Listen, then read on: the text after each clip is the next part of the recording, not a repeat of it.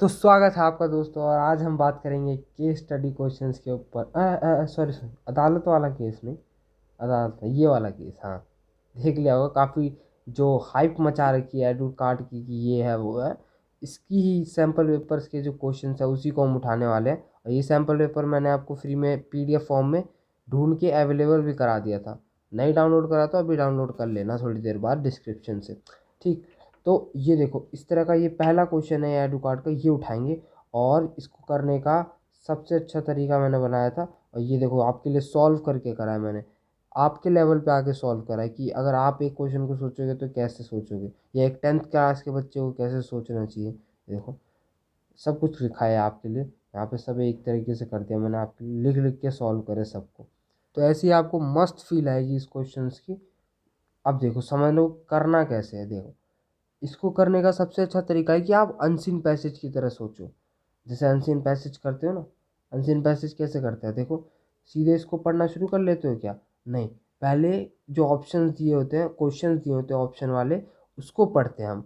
तो इसको हम पढ़ेंगे पहले, फिर से आइडिया लगाएंगे कि हमें जो पैराग्राफ दे रखा है उससे क्या क्या निकालना है। तो जैसे कि पहला क्वेश्चन देखो, पहले में क्या निकालना है, the area in square metre allotted to javelin range.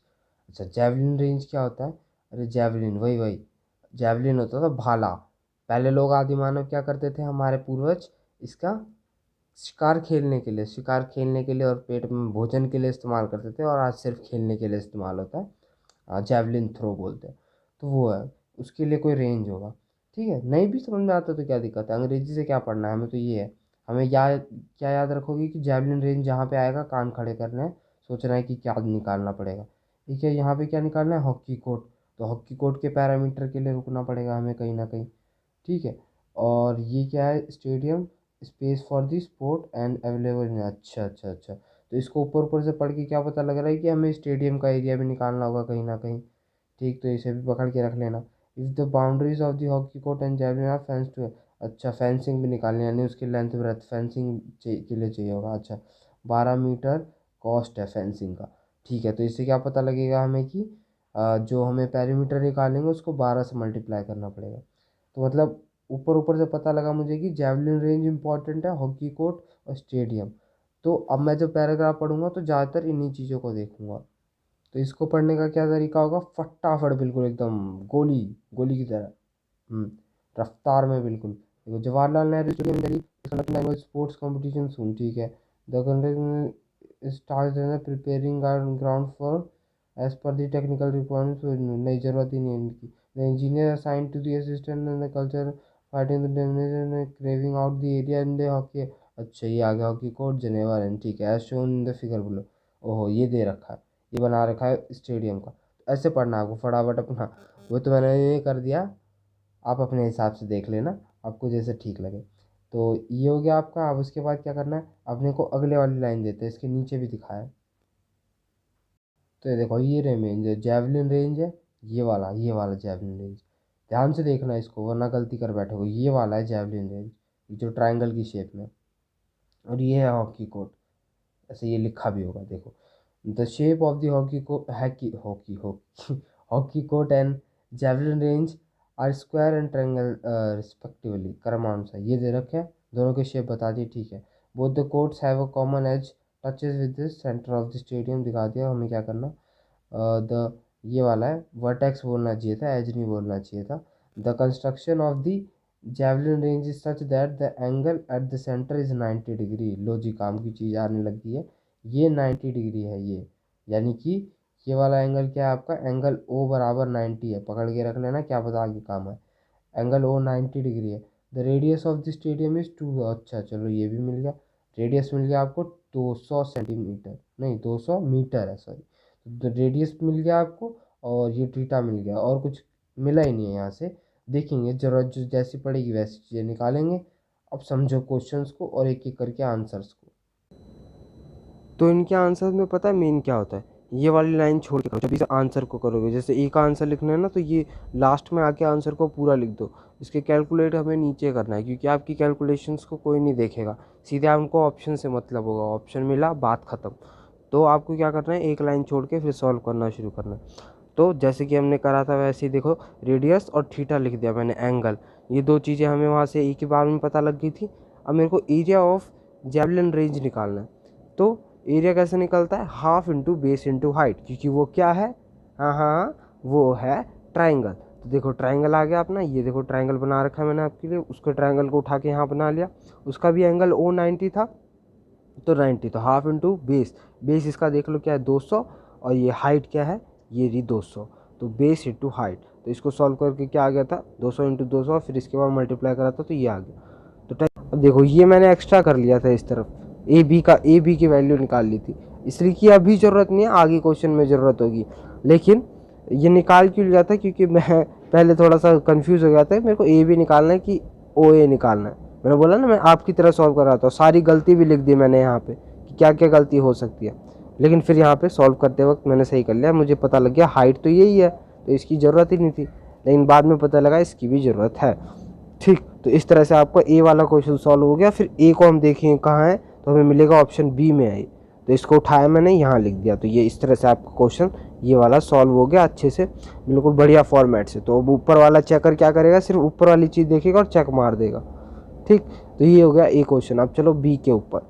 B में आपको एरिया निकालना है हॉकी कोर्ट का। तो हॉकी कोर्ट का कैसे निकालोगे यार, ये देखो हॉकी कोर्ट ये वाला है। अब इसमें थोड़ा दिमाग लगाना पड़ेगा आपको कि दिया है कि नहीं दिया। ये क्या है, स्क्वायर है, ठीक, स्क्वायर है तो क्या इसकी साइड दी है। एरिया निकालने के लिए तो हमें पता है साइड का स्क्वायर कर देते हैं तो आंसर आ जाता है। साइड दी है, नहीं साइड तो दी नहीं है, कुछ और दिया है। तो यहाँ अभी ये ऐसे देखोगे तो लगेगा यार कुछ तो दिया ही नहीं है, निकाल ही नहीं सकते। पर अगर थोड़ा दिमाग लगाओगे तो आपको पता लगेगा कि इसने ये तो दे रखा है, क्योंकि यही तो रेडियस है ना। अब ये रेडियस दे रखा है तो ये निकालना आसान नहीं हो जाएगा। कैसे, क्योंकि ये जो ऐसे है आपका स्क्वायर है और फिर इसका ये जो रेडियस है यही तो इसके डायगोनल का भी काम करेगा। हाँ, तो ये डायगोनल का काम करेगा। फिर अगर आपको रिलेशन याद हो, नहीं याद है तो हम डिराइव करके आगे दिखाएंगे कि डायगोनल और साइड के बीच में रिलेशन क्या होता है, डायगोनल बराबर साइड रूट 2 होता है। अभी कैसे होता है ये भी बता दूंगा, साइड रूट 2 होता है। ये निकाल के आप साइड निकाल लोगे और साइड निकाल के एरिया निकाला जा सकता है, या कैसे डिराइव करा जाता है वो दिखाता हूँ मैं आपको। तो ये देखो जैसा कि मैं बोल रहा था, फिर आपको क्या आदत डालनी है कि एक लाइन छोड़ो ऊपर ताकि आंसर लिखेंगे, बाकी करना शुरू करो। अब मेरे को निकालना है एरिया ऑफ हॉकी कोर्ट। तो एरिया ऑफ हॉकी कोर्ट के लिए साइड का स्क्वायर, ठीक है। अब देखो मैंने इसको ए बोला तो ये भी ए होगा, और स्क्वायर का हर एक एंगल 90 डिग्री होता है ना, बिल्कुल होता है। तो यहाँ पे क्या लगाओगे, बुद्धिमान सूत्र, नहीं तो पाइथागोरस थ्योरम।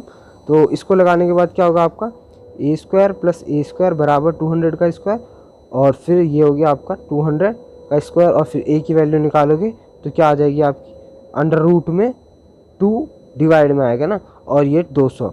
क्यों, क्योंकि इसके ऊपर जैसे रूट आएगा, ये 200 का स्क्वायर है ना, तो इसके ऊपर रूट आएगा तो क्या होगा, ये रूट से स्क्वायर नहीं कट जाएगा। हाँ, तो ये 200 बच गया और नीचे रूट 2 आ गया। तो ये आपकी वैल्यू आ गई इसकी साइड की।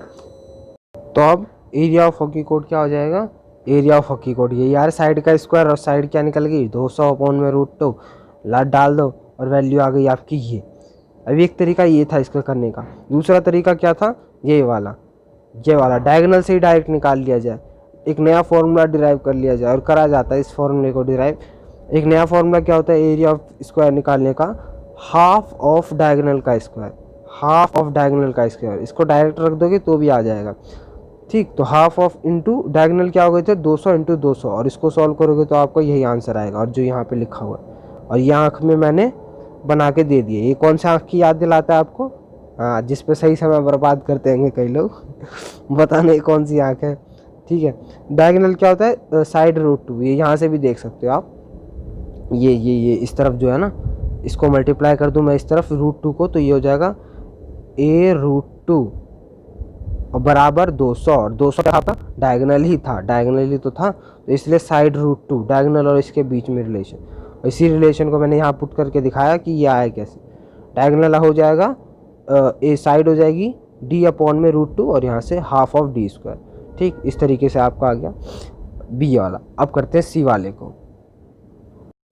तो सी वाले में आपको जैवलिन और हॉकी कोर्ट के अलावा जो एरिया बच गया है ना, उन एरिया को निकालना है। जैसे ये वाला एरिया, ये वाला एरिया, और ये वाला एरिया, ये वाला। तो कई लोग दिमाग लगा लिए होंगे यार क्या है, सिंपल सा ही था, ये एरिया निकालना है तो कैसे निकाल सकते हैं, पूरा एरिया क्या लगेगा आपका, area of circle pi r square minus कौन सा वाला एरिया, ये ट्राइंगल का एरिया और फिर उसमें से ये वाला एरिया भी माइनस कर दो, माइनस हॉकी का एरिया, हॉकी क्या है स्क्वायर, तो क्या आ जाएगा आपका पूरा का पूरा एरिया। और यही कर रखा है यार, सिंपल शब्दों में वही कर रखा है, आगे देख लो चाहे तो अवेलेबल एरिया कैसे निकालोगे, वही जो लगाया था हमने, pi r square minus area of A O B, ये क्या था ट्राइंगल और ये स्क्वायर, तो ये लगा लो पाई आर स्क्वायर, तो पाई की वैल्यू 3.14, आर स्क्वायर हो गया आपका 200 का स्क्वायर रेडियस है, और ये हो गया आपका 20,000, ये भी 20,000 पीछे निकाल चुके हैं।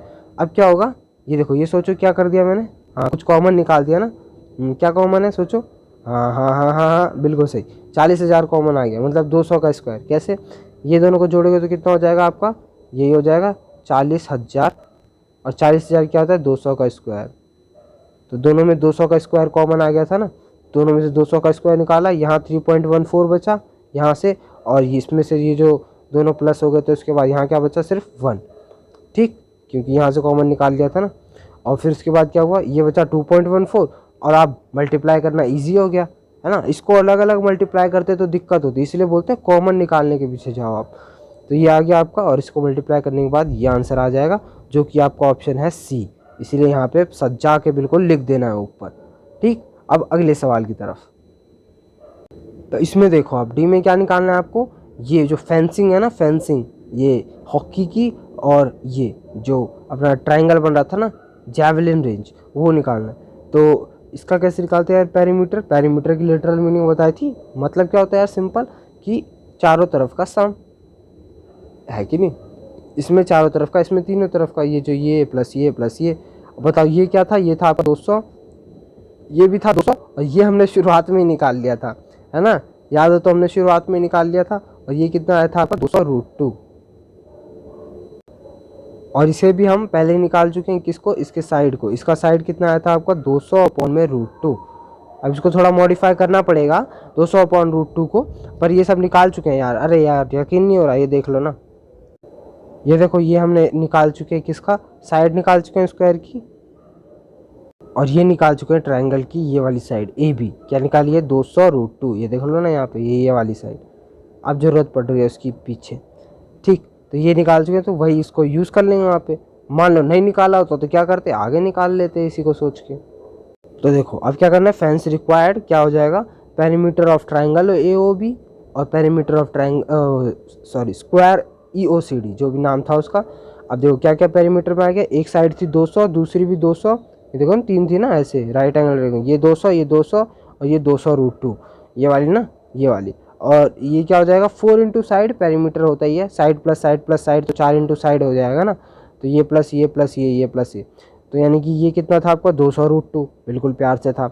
अब 200√2, अब इसको कैसे ठीक करोगे 200√2 की शक्ल, क्योंकि इसको सॉल्व करना है ना, तो रूट को कभी नीचे छोड़ते नहीं, इसको रेशनलाइज करना पड़ेगा, तो √2 से √2 की मल्टीप्लाई कर दो, तो ये क्या बन जाएगा आपका, ये नीचे वाला क्या बन गया मल्टीप्लाई होकर 2, और 2 से ये 200 कट गया, 100 बन गया, और ये √2 ऊपर बच गया, तो यानी कि फाइनल क्या हो गया आपका, ये 4 से फिर इंटू करने के बाद 400√2, और ये दोनों इधर जुड़ने उड़ने के बाद इधर वाले क्या हो गए 400 + 2√2, अब ये दोनों जुड़ गए तो क्या हो गए 600√2।